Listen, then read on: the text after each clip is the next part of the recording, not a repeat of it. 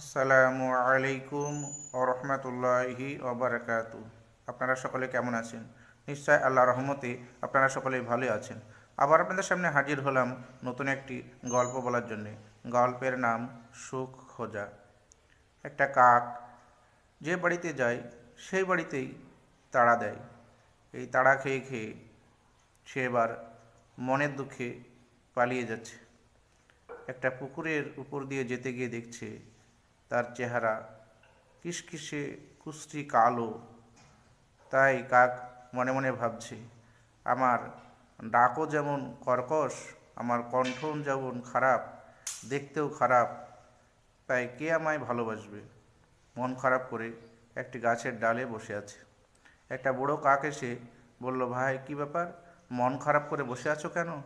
তখন বলছে, আমাদের ডাকও যেমন কর্কশ, দেখতেও খারাপ, তাই আমাদের কেউ দেখতে পারে না, আমাদের কপালে সুখ নেই। তখন বুড়ো কাক বলল, ওই যে পুকুরে দেখছো একটা রাজহাঁস, সে চড়ে বেড়াচ্ছে, ওকে গিয়ে জিজ্ঞেস করো, ও সবচেয়েতে সুখী প্রাণী। ওই রাজহাঁসের কাছে গিয়ে বলল, ভাই রাজহাঁস, তুমি কি সবচেয়েতে সুখী প্রাণী? বলল, না। কেন? দেখতে তো তোমায় খুব ভালো লাগছে, এই জলে সাঁতার কাটছো। তো বলে, আর একটু বড় হলেই বাজারে বিক্রি করে দেবে, আমাদের জবাই করে মানুষ খেয়ে নেবে।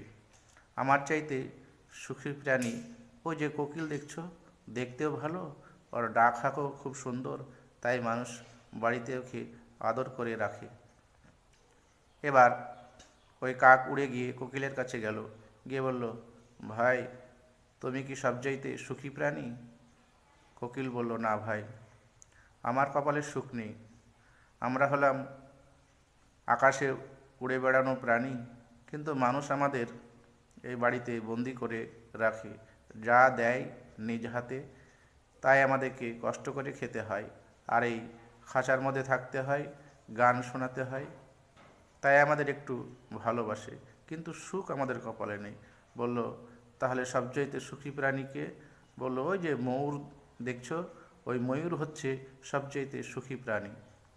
এবার কাক উড়ে গিয়ে ওই ময়ূরের কাছে গেল, ময়ূরকে বলল, ভাই তুমি কি সবচাইতে সুখী প্রাণী?